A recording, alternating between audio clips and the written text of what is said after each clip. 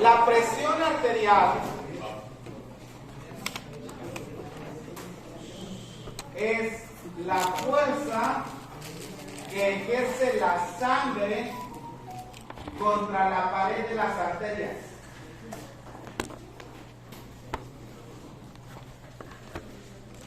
El líquido siempre ejerce una fuerza. La fuerza del agua es tremenda. El agua puede arrastrar todo lo que está a su paso, edificios, montañas, qué sé yo. Tiene una fuerza impresionante. En el lado arterial, la sangre ejerce una fuerza muy importante. 120 milímetros en la sístole, 80 en la diástole, con una media, ustedes pueden calcular, 93 por ahí. Pero que puede ser mucho mayor. De pronto a veces le toma uno la presión a un paciente y tiene 220 sobre 110. O sea, imagínense a la fuerza que están sometidas las arterias. Si esa persona tuviera una pequeña herida en una arteria en ese momento, pues se desangra. La presión es enorme. No es lo mismo tener un sangrado arterial donde la presión es alta que un sangrado venoso. ¿Cómo saben que es un sangrado arterial? El color.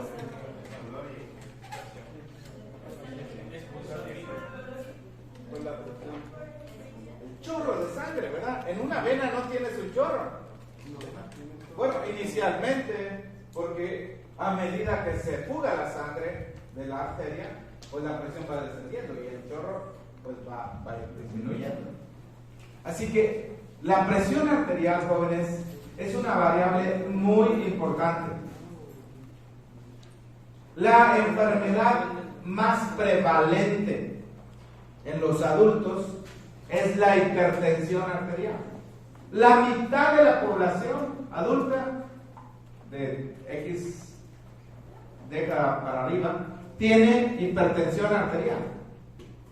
Entonces tenemos que entender que para esta variable presión arterial existen varios sistemas que regulan, que la mantienen estable. Algunos actúan muy rápidamente. Por ejemplo, en una persona que cambia de posición, está acostado, de pronto se pone de pie, su presión hacia la cabeza cambia, la presión de la sangre. Y hay que regular rápidamente la presión. O una persona que pierde sangre, o una persona que pierde líquido por diarrea, o una persona que sufre quemadura extensa, pierde líquido, o una persona que tiene un daño en el riñón.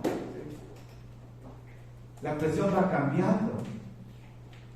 Es más, a lo largo de la vida ya vimos cómo la presión va aumentando progresivamente. Y hay varios factores que contribuyen a esto. Uno es la regulación del riñón. Entonces, cuando hablamos de regulación de la presión arterial, hablamos de al menos unos 9 sistemas que regulan la presión arterial. Algunos lo hacen a corto plazo, otros lo hacen a plazo intermedio, otros lo hacen a largo plazo. Ustedes ya vieron este video, o no me acuerdo si son 2, pero voy a pedirle aquí a el doctor Kenneth que me ayude a pasar las diapositivas y entonces nos concentramos aquí en los sistemas de control de la presión arterial. Aquí está, en primer lugar, los sistemas que controlan la presión arterial en forma rápida. Está el vasoreceptor, el quimioreceptor, los receptores de baja presión. ¿Dónde, Edson, tenemos la presión más baja de todo el sistema cardiovascular? aurícula derecha. Y ahí, fíjense que es más importante el volumen que la presión. Receptores que detectan volumen. Cuando hablamos de receptores de presión, hablamos de vasoreceptores o presoreceptores. Cuando hablamos de receptores de volumen, diríamos volureceptores, tal vez. No, nunca he visto esa palabra, pero volureceptores. ¿Y qué sucede cuando una persona tiene una presión tan baja que el mismo sistema nervioso central está siendo afectado y que tiene que responder para realmente sobrevivir? Son situaciones realmente de vida o muerte, ¿no? La respuesta isquémica del sistema nervioso. La regulación, que toma un poquito más tiempo, tiene que ver con este intercambio de fluidos que ya hemos hablado a nivel capilar. O sea, hablamos de la filtración y de la reabsorción. Recuerden que la presión es una relación entre lo que hay y la capacidad de contener.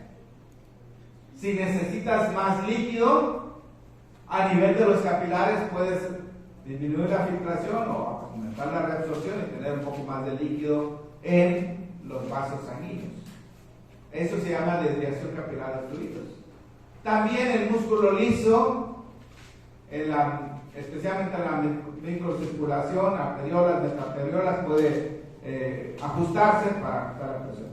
Pero a largo plazo hay dos sistemas muy importantes, que es el enfoque que vamos a ver aquí un poquito más adelante, sobre los sistemas renina-angiotensina, aldosterona y la función que tiene el riñón en la regulación a largo plazo. Siguiente, por favor. Siguiente.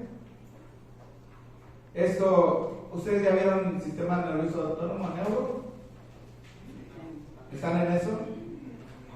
Hay cosas muy claras que dividen al simpático del parasimpático, los neurotransmisores, el efecto en los vasos, que ya he mencionado alguna vez, y el efecto en el corazón. Bueno, revísenlo. Siguiente. Dense cuenta, por favor, ¿cuáles vasos sanguíneos no tienen inervación? ¿Cómo? ¿Cuáles vasos sanguíneos no tienen sistema simpático? Porque noten que la inervación simpática es la que hace vasodilatación y vasoconstricción. ¿Cuáles no tienen? Los capilares. Muy bien. Ahora, órganos que responden mucho a la estimulación simpática, como la piel, como el intestino, incluso los riñones, pues hacen que la sangre en situación de emergencia se desvíe a los órganos vitales. Ya mencioné en el tema de la regulación del flujo sanguíneo que hay órganos que dependen mucho de la estimulación simpática o la inyección simpática para regular el flujo, y otros que dependen de los metabolitos. En el caso de la piel, vaso, intestino, riñones, dependen mucho de la actividad del sistema nervioso simpático. Siguiente. Hay un centro que controla la presión arterial, por lo menos a corto plazo. Ya saben que cuando hablamos de los sistemas de control, la primera clase, allá a inicio del semestre, hablamos de 3 elementos que componen el sistema de control. ¿Cuáles son? Muy bien, vamos a identificar esos aquí. En este caso, el integrador se llama centro vasomotor, motor porque da la idea de dilatación y constricción, y también hay un centro cardíaco. Tenemos una zona vasoconstrictora, otra vasodilatadora y una zona sensible que va a recibir la información de la periferia. Siempre tenemos vías aferentes y eferentes. También esto vieron en neuro, ¿no? ¿Qué es aferente?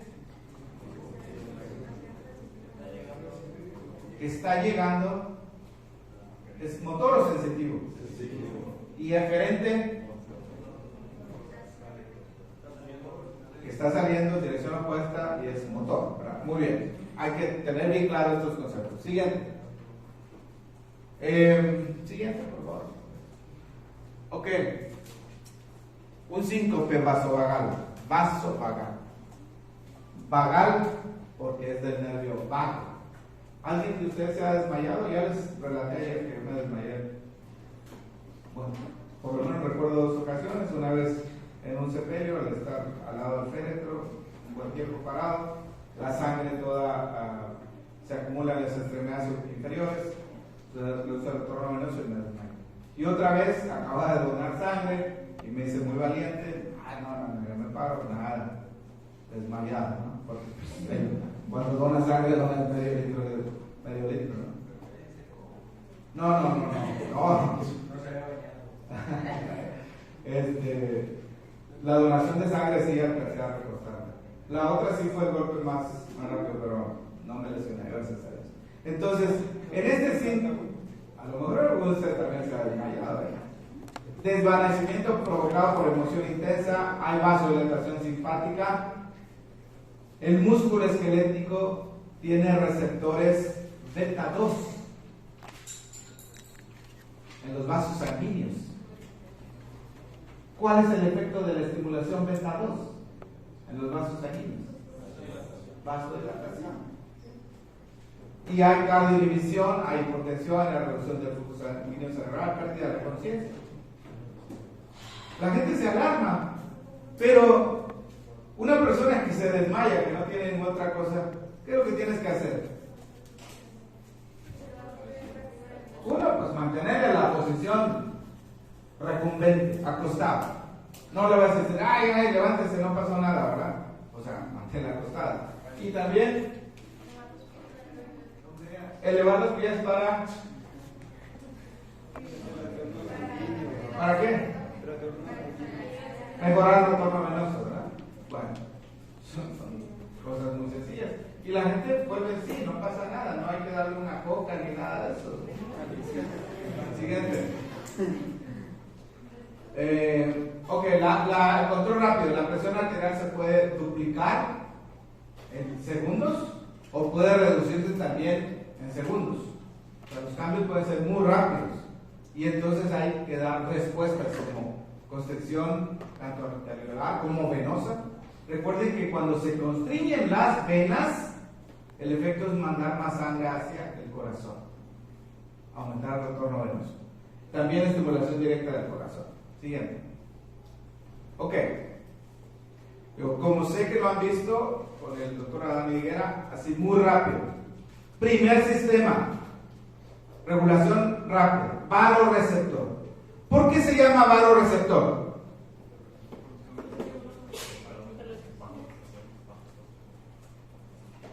¿Por bajo presión?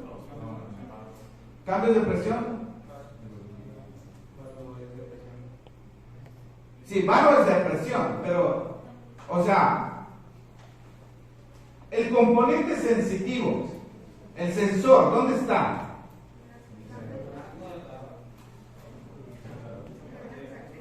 Es un conjunto de células, una estructura anatómica en la bifurcación de la carótida que se llaman, bueno, se llama el seno carotidio, pero son los varoreceptores. Varoreceptores.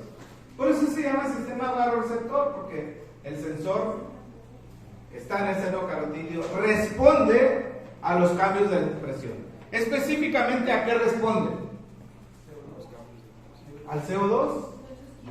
No, eso es quimioreceptor. Muy bien. Al estiramiento de la pared. Cuando la pared del seno carotidio se estira, el sensor dice, el seno carotidio dice, la presión está elevada. Así lo interpreta. Por ejemplo, masaje al seno carotidio, no lo hagan, pero si ustedes masajean los dos senos carotidios, bilateralmente, van a tener una respuesta y se van a desmayar. El pulso carotidio se toma de un solo lado, no de los dos. Y puede ser muy sensible, que la persona tenga una respuesta muy importante, ¿no? Entonces, el vasoreceptor responde al estiramiento. Cuando hay estiramiento de los vasoreceptores, ¿cuál es la respuesta del sistema? Cuando hay estiramiento del vasoreceptor.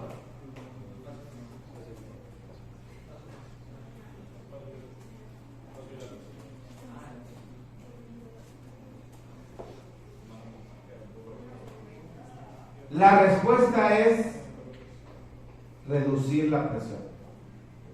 El estiramiento está interpretado como aumento de la presión. El sistema funciona por retroalimentación negativa. Entonces, ¿cuál sería la respuesta? Pues disminución de la presión. Ahora, ¿cómo disminuye la presión? Con una vasocompresión y una relajación. ¿Seguro? A ver, tienes alta presión. Los vasoreceptores ya lo detectaron. No, tiene que ser contrario. Tiene que ser lo contrario. Sí. Muy bien. Baja se la tiende el corazón y hay una vasodilatación. Excelente, ¿sí? Bajan la frecuencia cardíaca y se dilatan los vasos sanguíneos. Esa es la respuesta que hay. Pues hace sentido, ¿no? Si tu presión está alta, tienes que bajar los latidos para bombear menos sangre. La ley de Ohm, etcétera, la presión baja. Y la dilatación, sobre todo pues, arteriolas, ¿no? Para acomodar más sangre. Es una retroalimentación negativa. ¿Cuáles son los nervios que llevan la información desde el seno carotídeo o arco aórtico? Porque también tenemos vasoreceptores en el arco aórtico. ¿Cuáles son los nervios? Vago y glosofaringeo. El vago que está por todos lados, ¿sí? Vago, ahí tenemos el nervio vago desde los vasoreceptores aórticos hasta el centro vasomotor, el cardíaco, y tenemos el glosofaringeo, incluyendo el nervio de Hennig desde los receptores de la bifurcación de la carótida, el seno carotídeo. Aparte hay otra estructura que se llama cuerpo carotídeo. Vamos a hablar enseguida de ello. Pero así funciona. Este sistema, ojo, es eficaz o es más eficaz con presión media alrededor de 100 milímetros de mercurio y responde más a una presión que está cambiando que a una presión estacionaria. Ahí está, no está separada la palabra estacionaria. Dale, por favor. Ahí está otra vez el mismo sistema. Se estira el vasoreceptor, manda la información, nervio glosofaringeo vago, al centro cardíaco, vasomotor, la respuesta por el sistema simpático, reduce los latidos cardíacos, la frecuencia, y produce vasodilatación. El sistema parasimpático, digamos que sería un poco más activo, hablando de proporción entre simpático y parasimpático. Si cambiamos de posición, este sistema es muy importante. Estás acostado, te paras rápidamente. Ahora, ¿qué pasa cuando tienes reducción de la presión arterial a nivel de el seno carotídeo?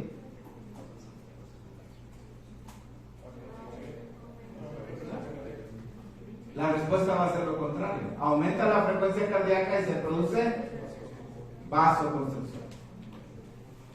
Este sistema vasoreceptor no regula la presión arterial a largo plazo. Sin embargo, sí influye en la actividad simpática hacia los riñones. Y los riñones son los responsables de la regulación a largo plazo. Esa va a ser la pregunta implícita en el examen, ¿no? ¿Quién regula la presión arterial a largo plazo? Pues son los riñones. Siguiente, por favor. Miren claramente en la figura que está del lado derecho de la pantalla, en rojo, cuando se pinzan las carótidas, ambas carótidas, ¿Qué pasa con la presión arterial? Si el pinzamiento es antes de los vasoreceptores. Entonces, Antonio Pérez Aguilar, si pinzas las carótidas antes de los vasoreceptores, hay menos riego de sangre a los vasoreceptores. El vasoreceptor dice, oye, la presión está baja, y la respuesta es elevar la presión arterial. Ahí donde están las flechitas, como se eleva la presión arterial rápidamente. Una vez que se quita la pinza, la presión arterial desciende, porque ahora vuelve a fluir sangre al vasoreceptor. Siguiente. Miren, a largo plazo, no importa si la presión, no importa si está o no inervada, no importa si funciona o no el sistema vasoreceptor, a largo plazo la presión arterial no cambia.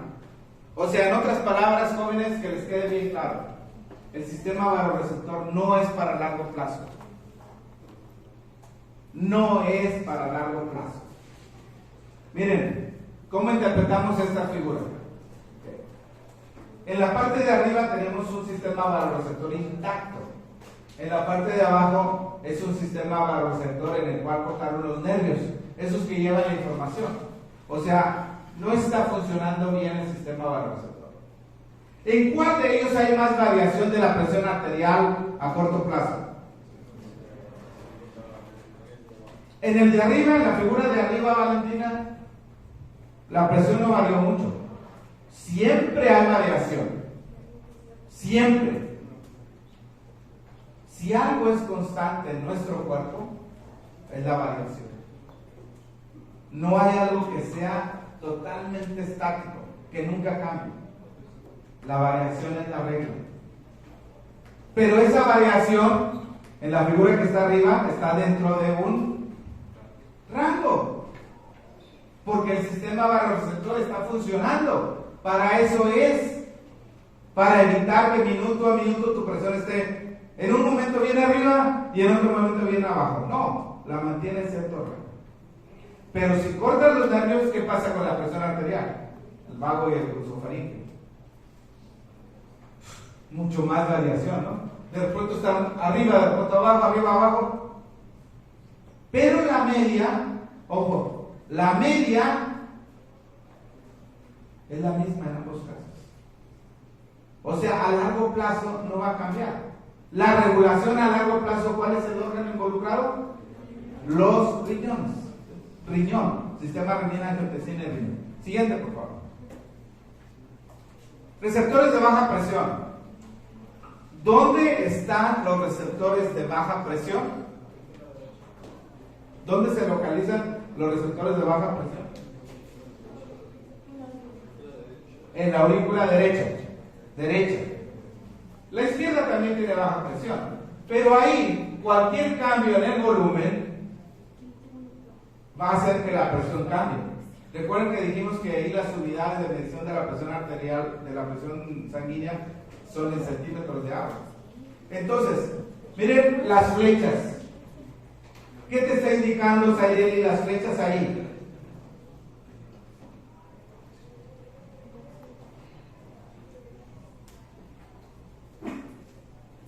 En la aurícula derecha. ¿Qué les indicaría? Se estiró la aurícula porque hubo más volumen o más presión. Usualmente es más volumen. Entonces, eso es como si fuera el receptor, pero aquí son receptores de la aurícula. Le informa, hay una respuesta, hay un sistema de control donde vienen esos 5 efectos. Se libera el PAN. ¿Qué es el PAN? Se libera el PAN. ¿Qué es el PAN?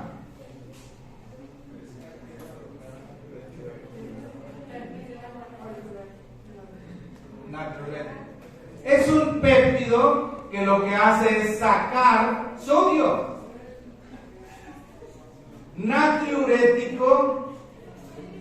Natriuresis es eliminar el sodio.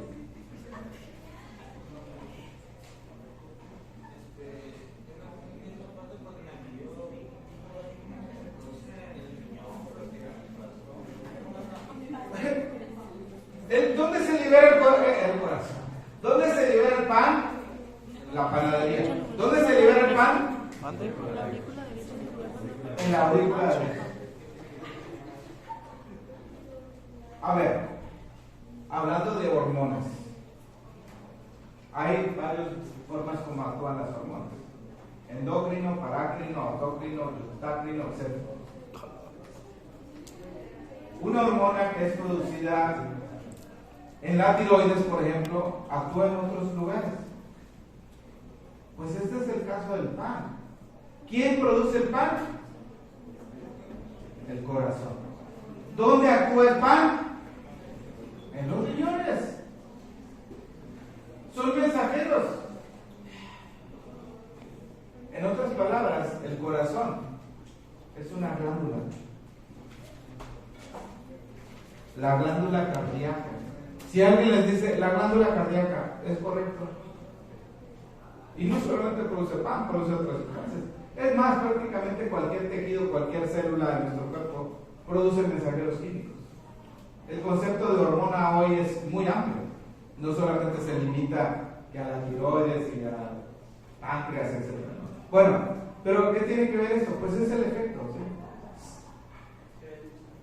Lo que hace el pan es eliminar más sodio. ¿Han escuchado ustedes decir que si comen mucha sal sube la presión? Bueno, si elimina sal, ¿qué pasa con la presión? Pues se reduce. Todo esto comenzó con un aumento de la presión en la aurícula. Hay que sacar el líquido, hay que sacar sodio. Y realmente el efecto del sodio, cuando dices come sodio eleva la presión, es porque ¿qué se retiene cuando tiene sodio? Potasio. Cuando ingieres más sal, ¿qué vas a retener?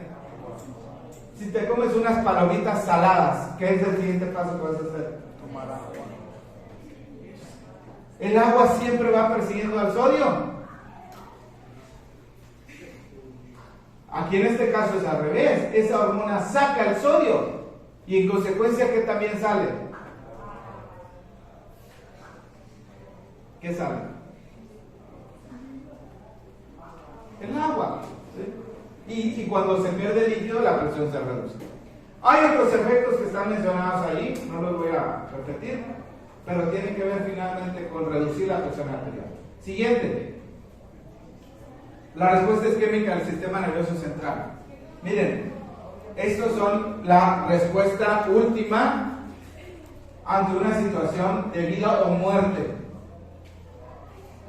Si la presión arterial bajó demasiado, tanto que tu sistema nervioso central está sufriendo ya muy poca sangre al sistema nervioso, el corazón y los vasos sanguíneos van a dar una respuesta tremenda tratando de mantener la presión arterial,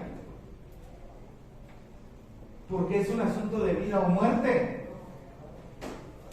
Si se muere el sistema nervioso central, te moriste. Siguiente, por favor. Pobre perrito. Esta es algo, es una variante de la respuesta isquémica.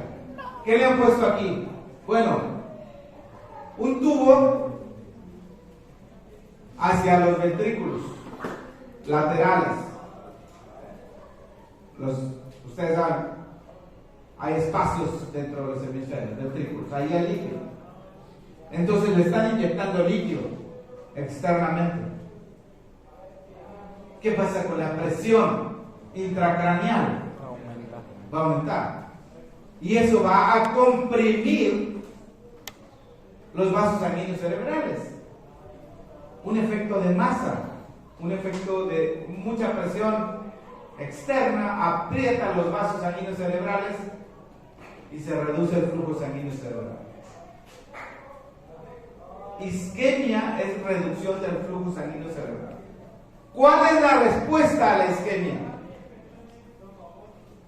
del sistema nervioso? ¿Cómo responde? Aquí dice, cuando aumenta la presión del líquido cefalorraquídeo, ¿dónde está la primera flecha, doctor? No, perdón, la primera flecha hacia arriba. Aumento de la presión de líquido cefalorraquídeo. ¿Qué pasa con la presión arterial? Aumenta. Pues claro, quieres tener alta presión para superar la compresión externa, para abrir los vasos sanguíneos cerebrales, para mantener el flujo sanguíneo cerebral. Dígame si no es una respuesta de vida o muerte. O lo haces, porque si no lo haces, Eso se llama la triada de Cushing. 3 cosas que suceden. ¿Alguien quiere explicarme por qué hay bradicardia? Mariana invitada, Mariana Pedrero. ¿Por qué hay bradicardia? Desciende la presión. Ya vamos con el break, tranquilos. ¿Por qué hay bradicardia?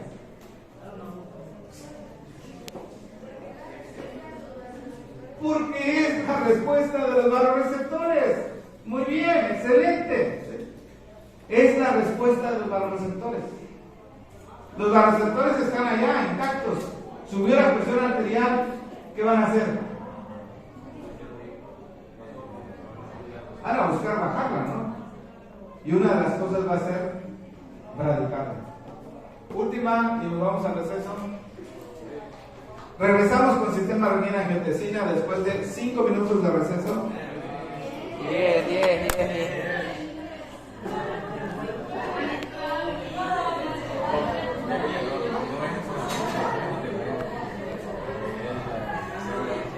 Pero fue por error mío.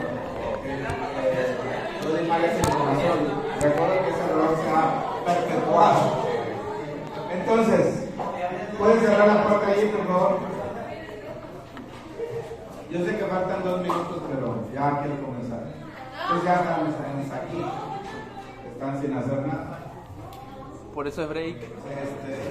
Por eso es break. Por eso es break. Bueno, entonces, este sistema es muy importante desde muchos puntos de vista, y ustedes van a ver en la farmacología bastantes cosas acerca de ese sistema. Entonces, creo que es conveniente que desde un inicio tengan muy claro cuál es, cómo trabaja el sistema renina-angiotensina-aldosterona. Podríamos dejarlo nada más como sistema renina-angiotensina, pero la verdad es que cuando hablamos de manera completa incluimos a la aldosterona. Es uno de los sistemas que regula la presión arterial a largo plazo, a lo largo de nuestra vida.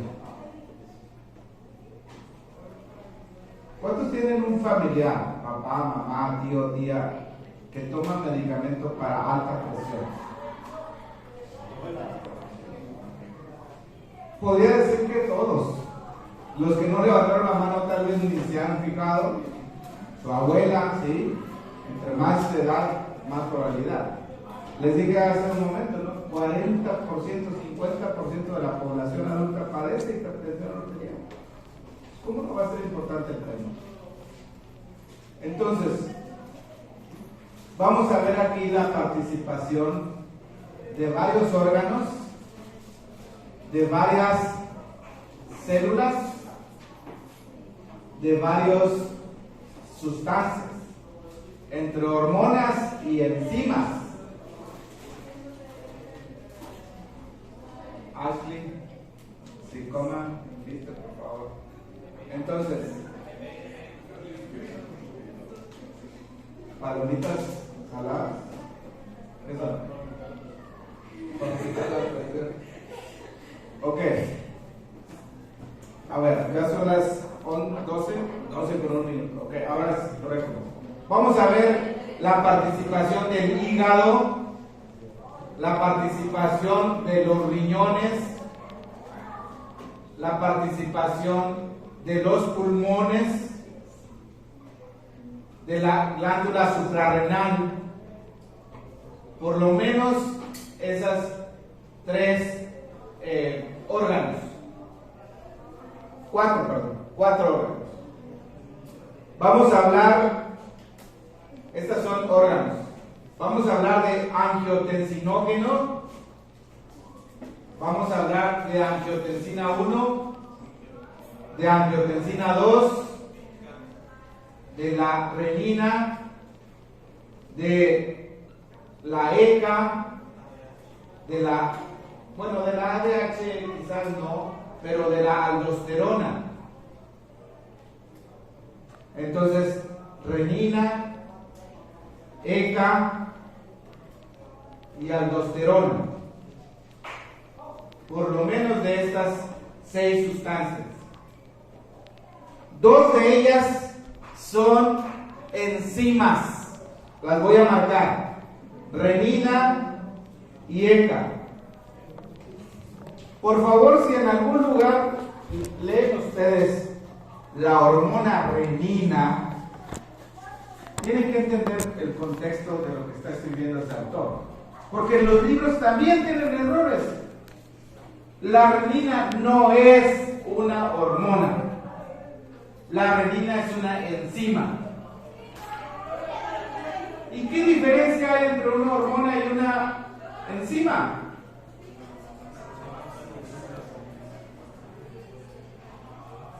Una diferencia enorme.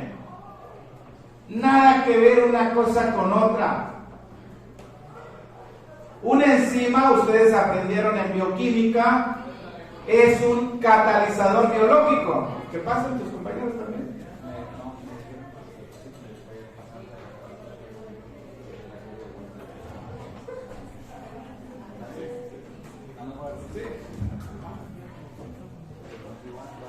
Una enzima es un catalizador biológico.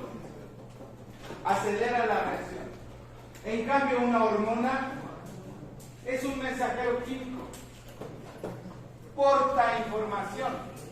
Lleva información de un lugar a otro. Así que no se confundan, jóvenes. Enzima y hormona son cosas nada que ver una con la otra. Entonces, vamos a hablar de esto y vamos a hablar de algunas células. ¿Por dónde vamos a comenzar? Vamos a comenzar con el angiotensinógeno. Ya se están robando las pilas.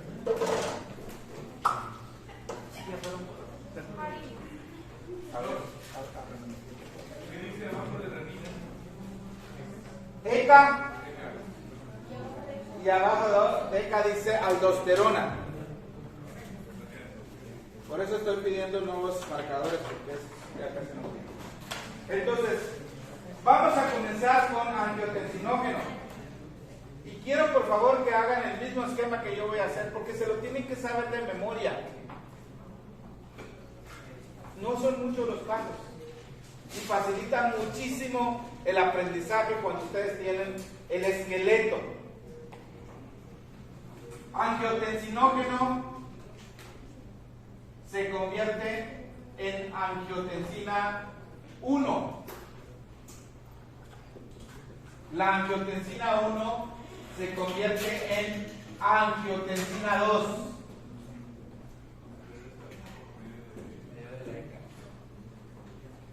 Para estas dos reacciones, Valentina, existen enzimas. ¿Cuál es la primera enzima? La renina. Y la segunda enzima se llama enzima convertidora de angiotensina, ECA.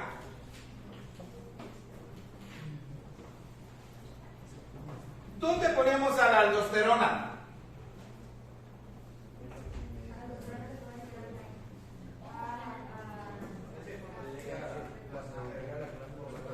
El nombre del sistema se llama sistema renina-angiotensina-aldosterona. ¿Será que la angiotensina 2 se convierte en aldosterona?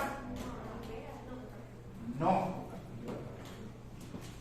Entonces, ¿qué relación hay entre la angiotensina 2 y la aldosterona?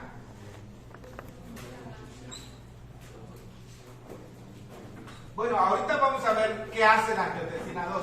Pero ¿qué relación hay entre la angiotensina 2 y la aldosterona?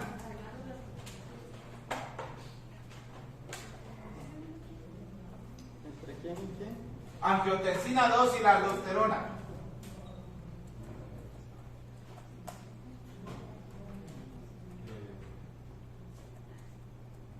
Dale. está? Para que produzca aldosterona. Excelente, muy bien. Oye, nos hicieron fraude aquí. ¿Cómo acabamos de abrir esto y no pinta? Por favor, que hagan válida la garantía. Pues sí, ¿cómo vas a comprar algo que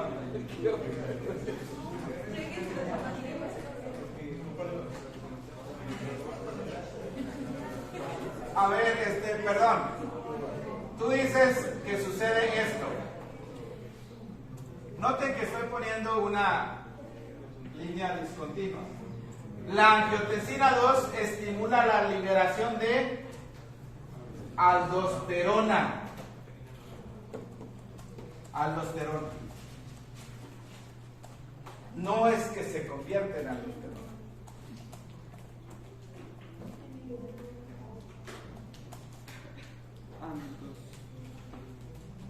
Aldo, no Aldo. Aldo, como Aldo de Nigris, el jugador de fútbol. Me ha perdido todavía.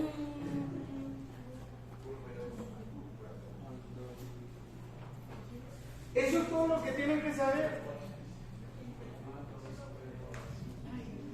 Así tienen que dibujar las reacciones.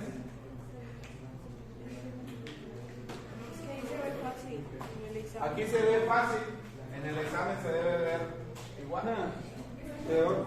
¿Dónde se produce el angiotensinógeno? En el hígado.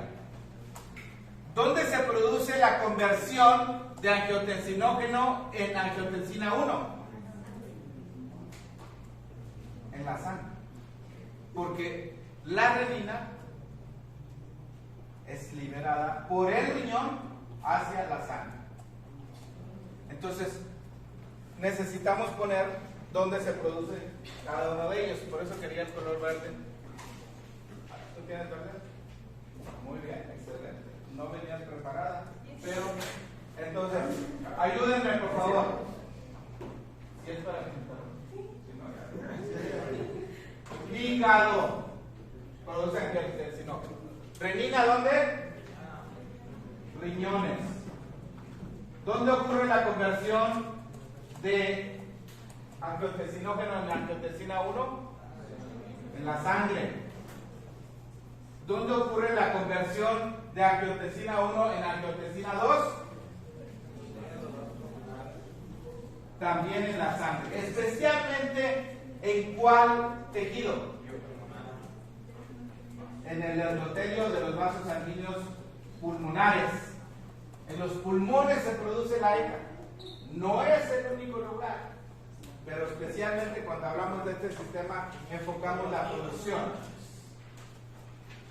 El virus SARS-CoV-2, ¿por dónde entra? Sí, pero tiene que ver con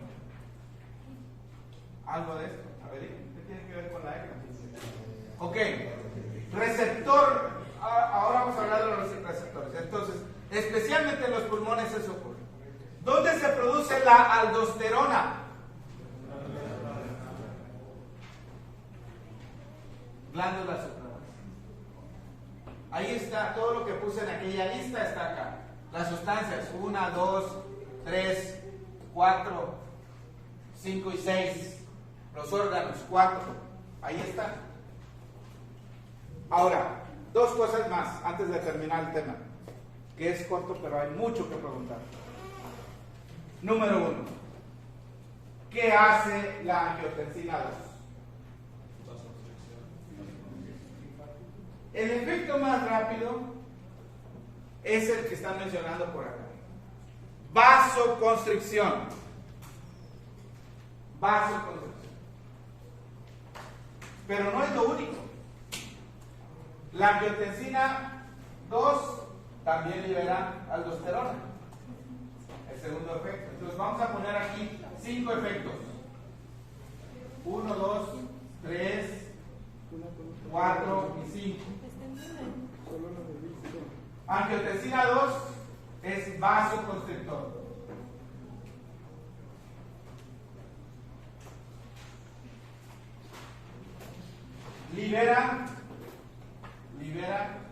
aldosterona. También libera ADH. ¿Qué es ADH? Una hormona que retiene agua en los riñones. ¿Qué más hace, Alexis? La angiotensina 2. Estimula la sed. ¿Qué más? Reabsorción de sodio.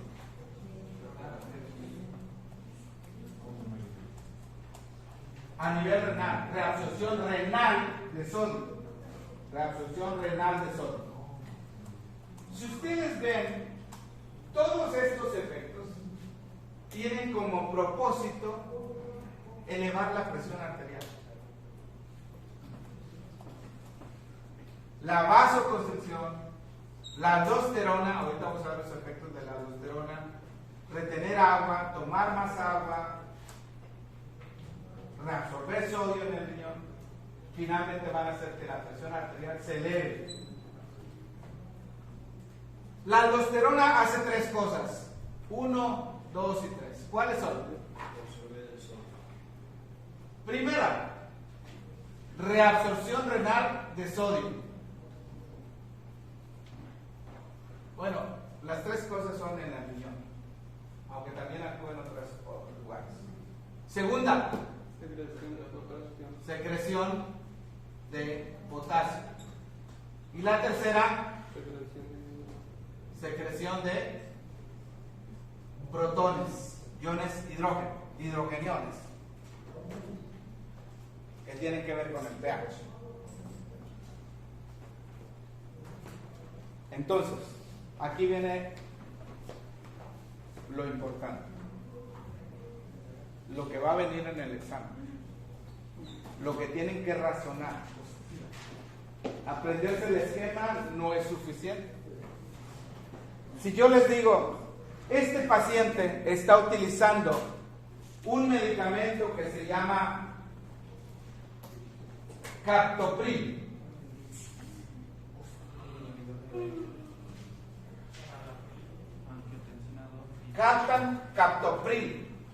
captopril fue el primero allá en la segunda parte de la década de los 80 del siglo pasado.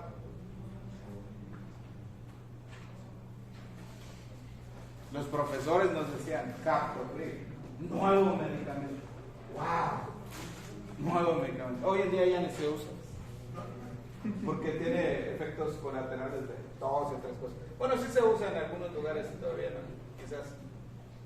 Pero a partir de ahí, enalapril, lisinopril, Briles. Es un inhibidor de la enzima convertidora de angiotensina, IECA. Y como iPhone, ¿verdad? Pero aquí es IECA, inhibidor de la enzima convertidora de angiotensina. ¿En qué le va a ayudar a este paciente para controlar su presión arterial?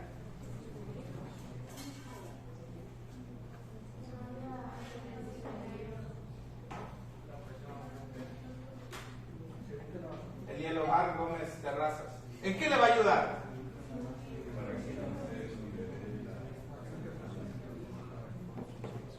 ¿No se libera aldosterona? Ok, no se libera un poco de aldosterona porque pues está. Pero antes de la aldosterona, ¿cuál es su principal efecto?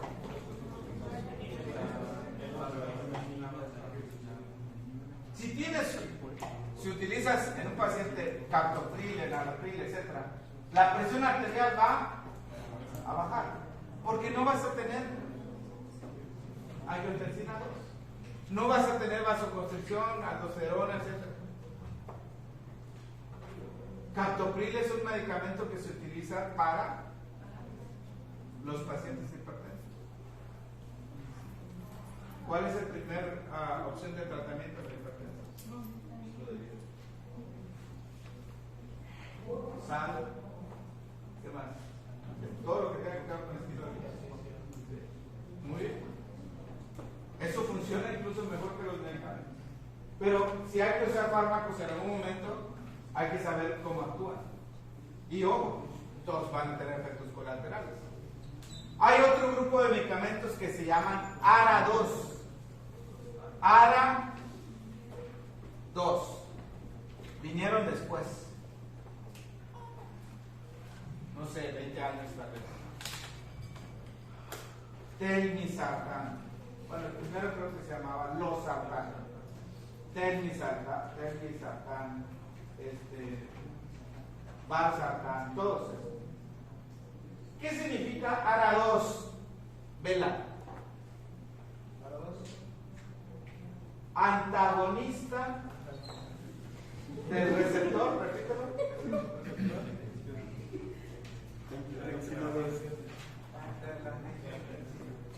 ¿La 1 o la 2? La 2. Muy bien. Antagonista del receptor de angiotensina 2. O sea, bloquea la acción de la angiotensina 2. Compite el losartán, el valsartán, el telmisartán, cualquiera de ellos, contra la angiotensina 2 le gana y entonces bloquea. Ya no hay los efectos. También reduce la presión arterial. Antagonista quiere decir que se opone a los efectos. Antagonistas de receptor. Cálmame, vamos a ver todo lo de hipertensión arterial. No estamos en parte. Luego les doy temas gratuitos.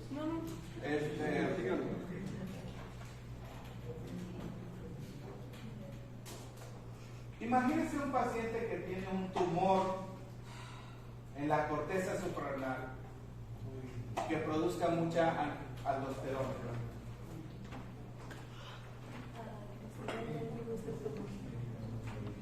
Va a venir en el examen. Paciente con tumor en la corteza suprarrenal. ¿Cómo están los niveles de aldosterona? Productor de aldosterona. Porque los tumores pueden producir cualquier cosa. No.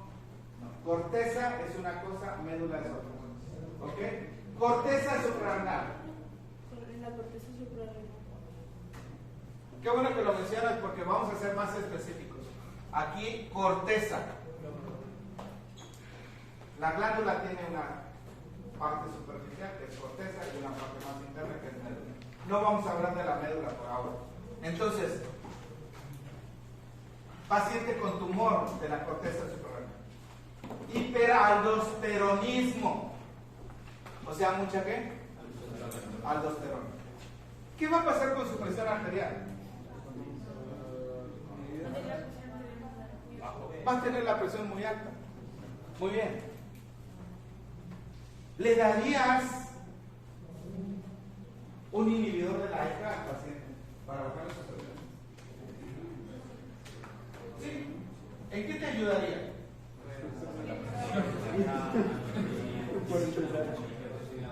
No va a bajar los niveles de es un inhibidor. El paciente tiene mucha aldosterona. ¿Le das un inhibidor de la ECA? ¿Le ayudaría? Sí. Poco, pero sí.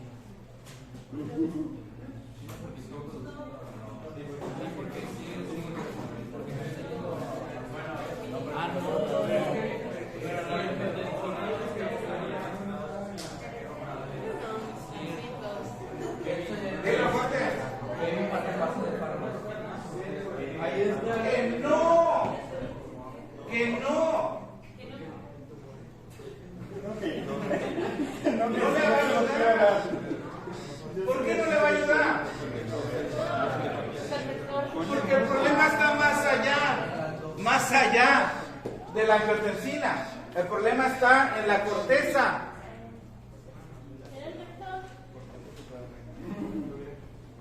Si tú le das un inhibidor de la ECA, sí, te puede reducir angiotensina, pero el tumor va a seguir produciendo aldosterona. ¿Qué hay que darle a este paciente? Antes de quitarle el tumor, porque esos tumores usualmente son benignos. ¿Qué hay que hacer? Un inhibidor de la aldosterona. Un inhibidor de aldosterona. Un antagonista de aldosterona. Acá lo vamos a poner. Antagonista de aldosterona. ¿Como cuál? Nada más voy a poner algo, ¿ok? Antagonista de algo. ¿Como cuál? Googleen, por favor. Ustedes son muy buenas para eso. Antagonista de aldosterona.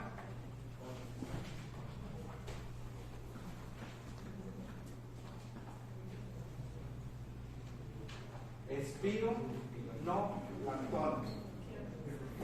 Espironolactona.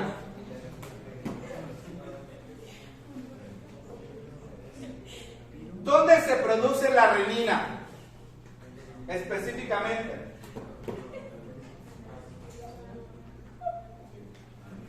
Células de la pared de las arteriolas aferente y eferente. Aferente y eferente del glomérulo. ¿Vieron la histología renal, no? Glomérulo, túbulos, corteza, médula, etc. Si no se acuerdan, no. Pero entonces, células juxtaglomerulares. ¿Existen los medicamentos que bloquean a la renina? ¿Medicamentos antagonistas de la renina? Que inhiban a la renina, porque acá hay inhibidores de la ECA. Googleen. Medicamentos antagonistas de la renina. Así se dice bloquear. A veces puede ser una mala palabra. No, espironolactona es antagonista de aldosterona. Pero yo estoy hablando que inhiban a la renina. Enalapril no. Enalapril es inhibidor de la ECA. Pero antagonistas o inhibidores de la renina.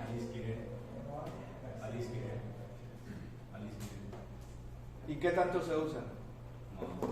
Casi no, porque son más recientes. Nunca he visto uno, la verdad, pero sí existen. Entonces, en teoría, esos son todavía más poderosos, porque estás actuando al inicio del sistema para bajar la presión arterial.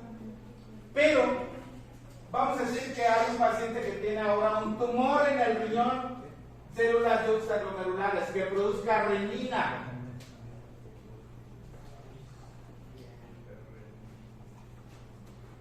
Hiperreninemia. Que produzca renina. ¿Qué va a pasar con la presión arterial?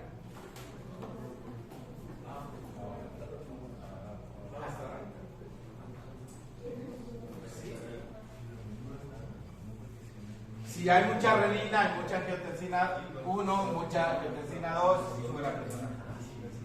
Sin embargo, con esto voy a terminar con el sistema renina-angiotensina. Les hago una pregunta muy importante. El que la conteste un punto extra en el examen. No vaya a ser que sea la pregunta que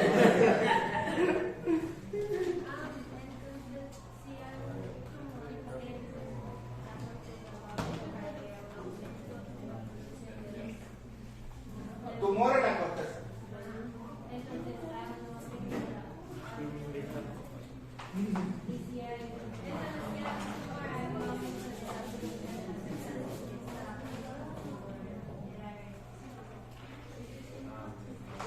A ver, un tumor de la corteza que produzca mucha renina, el paciente va a tener hipertensión arterial, ¿sí o no? Sí. ¿Por qué? ¿Qué va a hacer la aldosterona? Un tumor en la corteza suprarrenal que produzca mucha aldosterona, porque puede haber tumores que produzcan otra cosa, va a producir hipertensión arterial. ¿Por qué?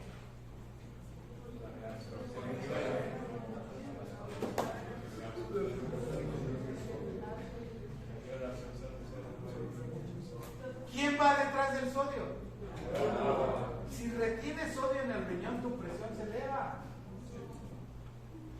También se retiene algo. ¿Qué va a pasar con los niveles de potasio en la sangre?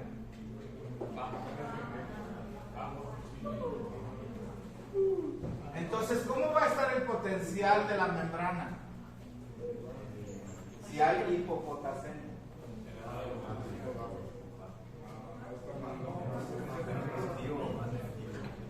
Más negativo. Hiperpolarización. ¿Y cómo va a estar el pH de la sangre de este paciente?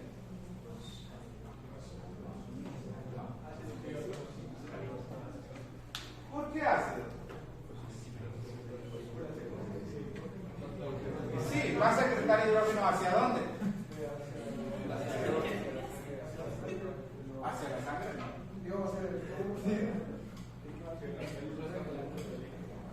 Va a secretar potasio hacia la orina. Se va a perder el potasio. Se va a perder también los protones. ¿Cómo va a ser el pH?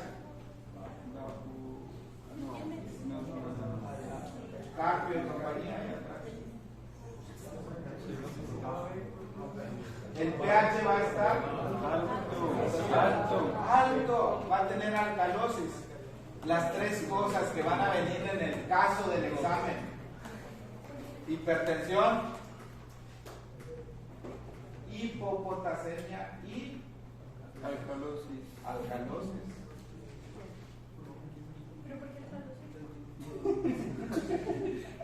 Ahorita lo explico de nuevo. Si ustedes ven estos tres datos en un caso, ese paciente tiene hiperaldosteronismo, tiene un tumor en la corteza suprarrenal. Ok, ¿por qué alcalosis? La función de la aldosterona es sacar Protones. protones de tu cuerpo, se pierden los protones. En bioquímica vimos que cuando los protones descienden en tu cuerpo, hay una alcalosis. El tema de equilibrio ácido básico lo vamos a ver más adelante, pero esa es la razón. Todo tiene una explicación y todo tiene una base en la fisiología. Si usted no se ha convencido después de estas 7 semanas, pues espero que en las próximas 9 semanas se convenza.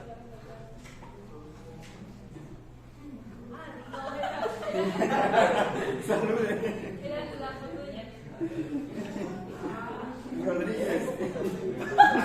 ¿Estás haciendo ahí una selfie con la computadora? Sí, Ayer quería hacer una y no supe cómo hacerlo. yo le enseño. Muy bien. Ok. Y le pongo filtro. A ver. Pero la pregunta que iba a hacer es otra, no me enterrada. Ahí va lo último. Ajá. ¿Ya? ¿Voy a decir lista? Tú me dijiste antes de que yo hiciera la pregunta, ¿ya?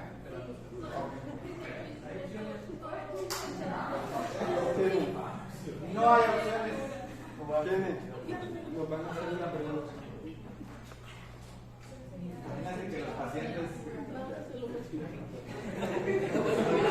A ver, doctor, ¿cuál es la opción correcta? Bueno.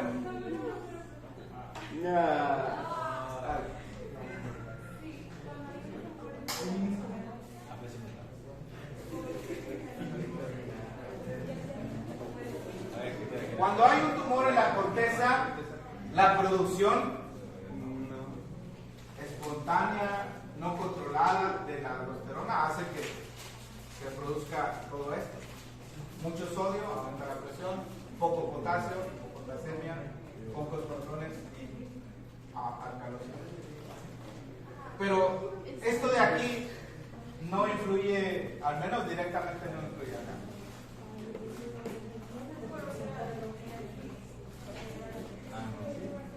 ¿Por qué razón se eleva la presión en el paciente con hiperaldosteronismo? Porque retiene sodio. Porque retiene sodio. Ahora sí la pregunta.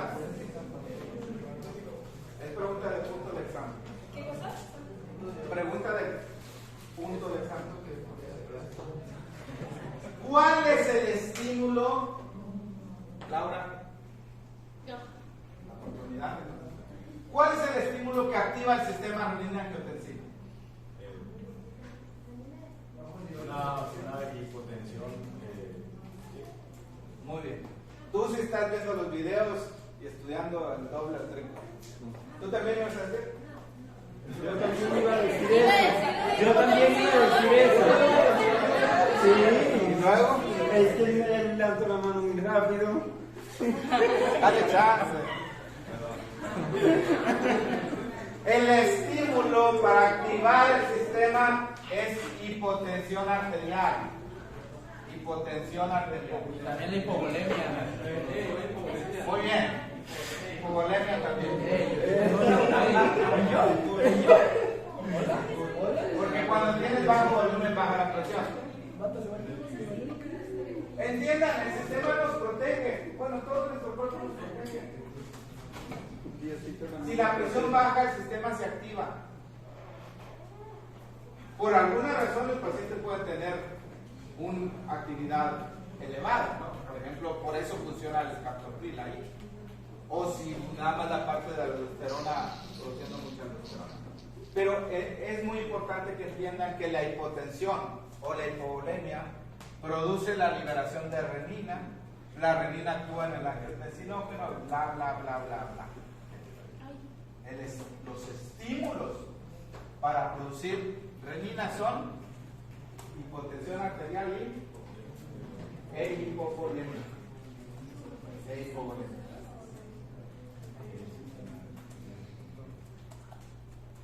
Ya, se acabó el sistema renal. Vamos a ver lo último.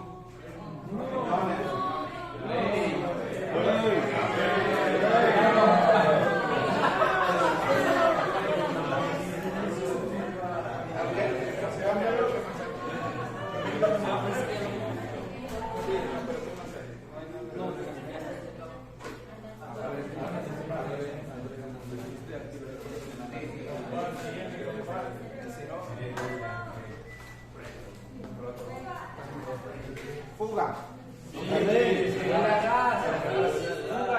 Valentina ya se fugó.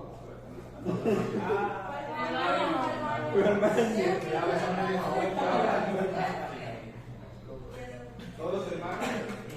Sí, quiero salir temprano. Por favor, tengo laboratorio a las Tuvimos 3 exámenes hoy. Tuvimos Eso terminamos antes. Los riñones son los reguladores de la presión arterial a largo plazo. Así es. Los riñones regulan la presión arterial a largo plazo. No hay de otra. Y a corto plazo son los sistemas nerviosos, los vasoreceptores.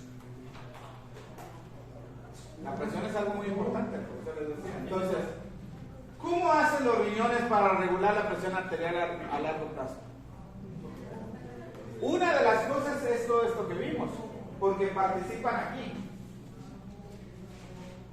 Pero la otra es un asunto mecánico.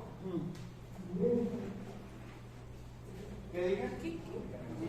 Es un asunto mecánico.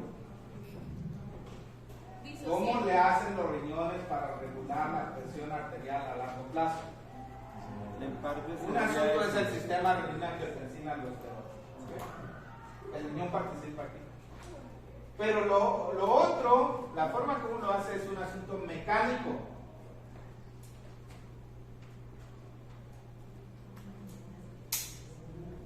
El riñón responde a los cambios de la presión arterial.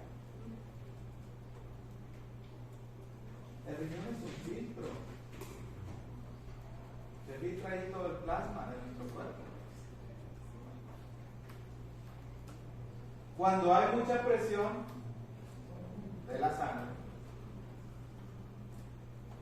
pues ese filtro filtra más, valga la redundancia.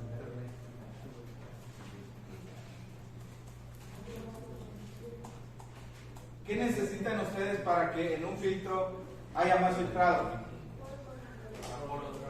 Uno, tener más poros o más grandes, pero lo otro es poner más capas.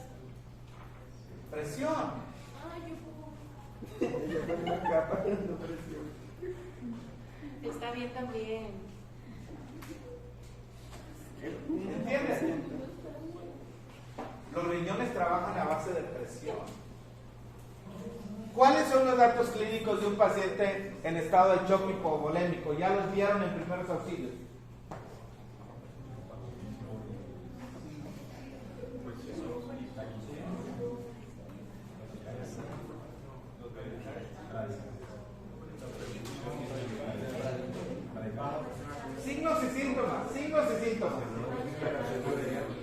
Se reduce la presión arterial. ¿Qué más? Palidez. Desmayo. Mareo.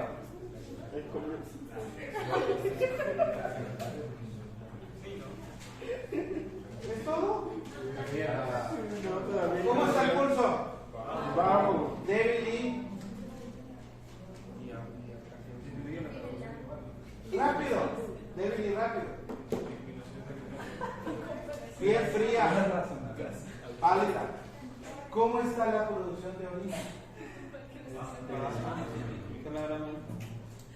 La producción de orina en un paciente en shock está baja. Hay oliguria o incluso anuria. ¿Qué es oliguria? Poca orina. Oligo, poco. Anuria, Casi nula. nada. Nula. ¿Por qué? ¿Por qué los riñones dejan de producir orina? Porque su prioridad es la presión arterial. Con la angiotensina esa. Sí, hay de distribución del flujo también, pero hablando específicamente de los riñones, como la presión arterial está baja, el riñón ya no tiene suficiente presión para producir la orina. El riñón necesita presión para producir la orina. Dale, por favor, ponle en la pantalla completa y ponle en la dale, te voy diciendo. Nos queremos ir pronto. Okay, dale. Dale. Ok, perfecto. No tan rápido. Ok. Hay un equilibrio entre ingesta y eliminación, lo que determina la presión a largo plazo. Dale. Mecanismos nerviosos y hormonales. Regulación de la excreción de sal y agua es muy importante para la presión arterial a largo plazo. ¿Dale? Lento pero poderoso. Los riñones regulan la presión arterial de manera perfecta.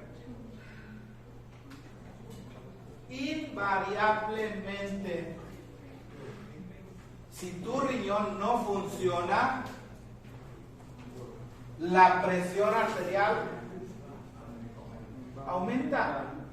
Los pacientes con daño renal, sobre todo el daño renal crónico, insuficiencia renal crónica, invariablemente la presión arterial se eleva. Al no poder producir orina, a retener líquidos, a retener otras cosas, la presión arterial se eleva. Entonces, el equilibrio entre la ingesta y la excreción va a determinar el nivel de presión arterial. Y es un mecanismo de retroalimentación negativa. Dale, por favor. Estos dos conceptos tienen que saber. Diuresis por presión y natriuresis por presión. ¿Qué es la diuresis? Retención de líquido. Diuresis. Eliminación de líquido.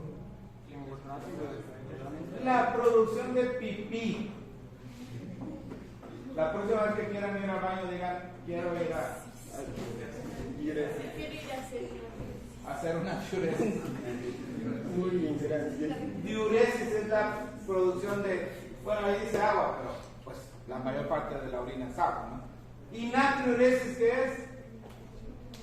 La eliminación de sodio. Natrium es sodio, la eliminación de sodio por la orina. Diuresis es sodio. ¿Ok? Esos dos conceptos. Dale, por favor. ¿De qué depende la natriuresis y la diuresis de presión? Del aumento de la presión arterial. Del aumento de la presión arterial. Si la presión arterial sube, ¿qué pasa con la producción de orina? Si la presión baja, miren, si la presión del paciente es muy baja, La producción de orina no va a producir orina. Hazle el favor, ¿cómo va a querer perder líquido si ya tiene muy poco líquido? Son mecanismos de protección. Ya usted lo sabe. Primero es Un auxilio. segundito hacia atrás. ¿Por qué? Sí, hay esta reducción del flujo, proteger órganos vitales, pero también el tema de la presión arterial. Siguiente. Cuando uno toma agua, aquí, me voy a tomar 2 litros de agua. ¿Cuánto es aquí? Yo un pinaco. Ok. Bueno, no fue a tomar agua. A estos animalitos les dieron agua rápidamente. ¿Y qué pasó con la presión arterial? ¿Qué pasó con la presión de orina? ¿Qué pasó con el gasto cardíaco? ¿A los cuántos minutos comienzas a ir al baño después de tomar bastante agua? Digamos, si estás bien hidratado, no es que jugaste 1 hora y te deshidrataste, no, estás bien hidratado, te tomas 1 litro de agua. ¿Cuánto tiempo tarda en que empiezas a ir al baño y orinar bastante? ¿O no les pasa a ustedes? Si no les pasa, no son seres humanos.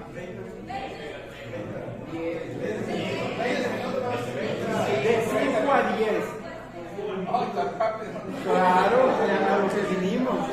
Más o menos 20, 30 minutos uno empieza a orinar. Ese exceso de agua, inicialmente sube la presión arterial y hace que el riñón produzca más orina, porque trabaja más el presión. Ahora, no me vengan a decir, entonces es malo tomar agua porque le va a subir la presión. No. Si tu riñón funciona bien, si lo has cuidado, pues eso no va a haber ningún problema. El riñón automáticamente ajusta y elimina el agua. No pasa lo mismo con el sodio, porque si comes un exceso de sodio, eso sí es más difícil de eliminar. ¿No? Con el agua no hay problema.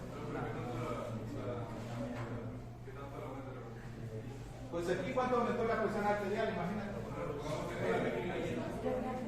Este es un experimento y es directamente la arteria que le inyectaron. Mira, aumentó de 100 a 200.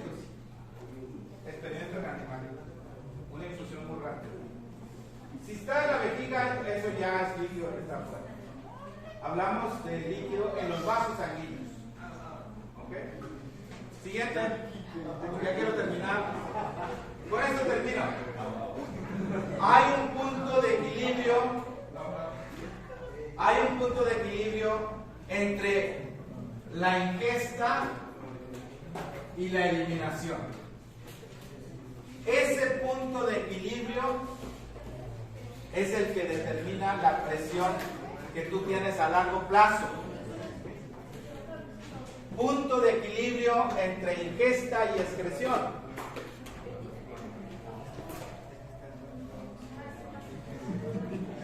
¿Cuánto fue la ingesta en esa persona? ¿Cuánto es la ingesta aquí? Una vez. Quiere decir que la persona está tomando el agua que debe de tomar, ni de más ni de menos, y consumiendo la sal que debe consumir, ni de más ni de menos. ¿En qué valor de presión arterial se cruzan ingesta y excreción? El siguiente, más o menos, como el 90 y tanto. La curva roja y la línea negra se cruzan en el valor del 100.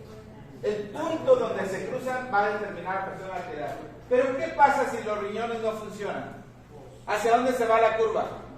Hacia arriba. Si los riñones no funcionan, miren, esto es muy importante, Giovanni. Lo normal está en azul. Si los riñones no funcionan, ¿qué te pasó, Bela?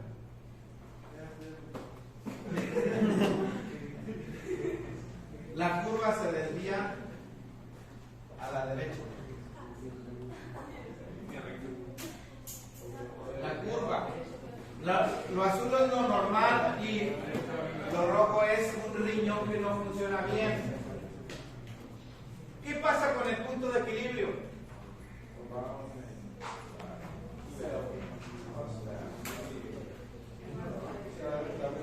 También se desplazó. O sea, si el riñón no funciona bien, ¿qué pasa con la presión arterial, Giovanna? Si el riñón no funciona bien, ¿qué pasa con la presión arterial? Aumenta. Aunque tu ingesta no haya cambiado. Ahora, si tu ingesta cambia, miren, esta es la ingesta normal, una vez. 4, ¿qué significa 4? Que aumentó 4 veces. ante los normales. ¿El riñón cómo está? Normal. Pero aumentar la ingesta de sal y agua 4 veces más, ¿qué pasó con la presión arterial?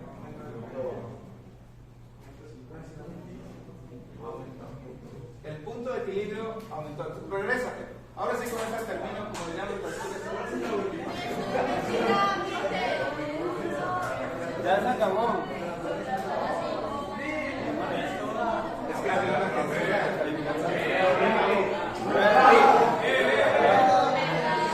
Resumen. Los dos determinantes de la presión arterial, a largo plazo son